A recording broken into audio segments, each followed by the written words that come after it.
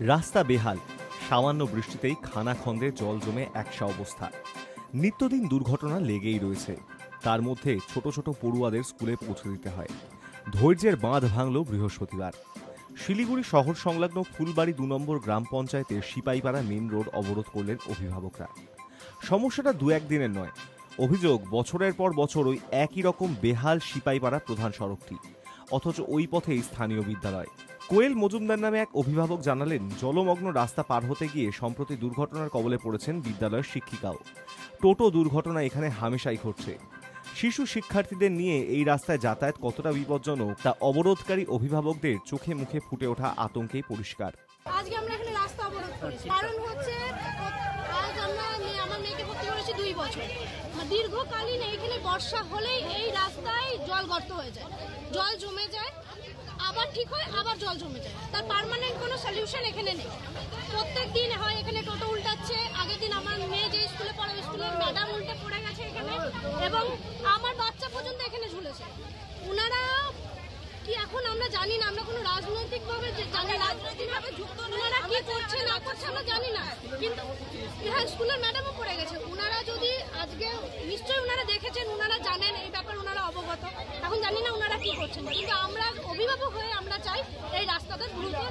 আজকে এখানে জনসাধারণ যাচ্ছে, প্রত্যেকেরই তো সুরক্ষার দরকার।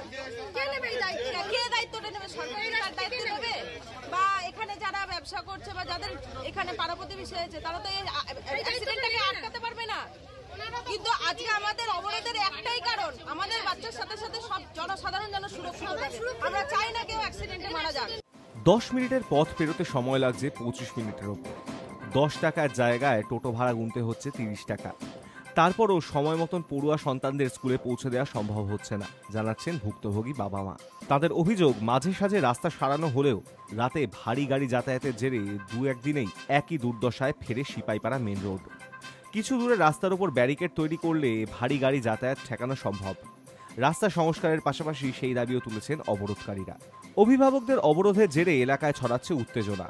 গ্রাম পঞ্চায়েতের তরফে জানানো হয়েছে, বৃহস্পতিবারই রাস্তা সারানোর উপকরণ আনা হচ্ছে।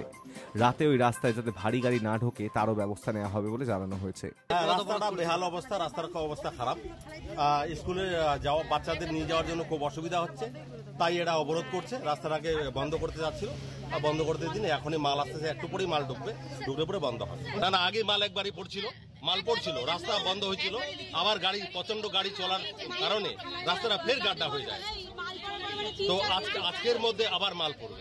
পঞ্চায়েতের আশ্বাসে শেষ পর্যন্ত অবরোধ তুলে নেন অভিভাবকরা। তবে অবিলম্বে রাস্তার হাল ফেরানো না হলে ফের অবরোধ বিক্ষোভ করা হবে বলে সাফ জানিয়ে দিয়েছেন তারা। Hi news network.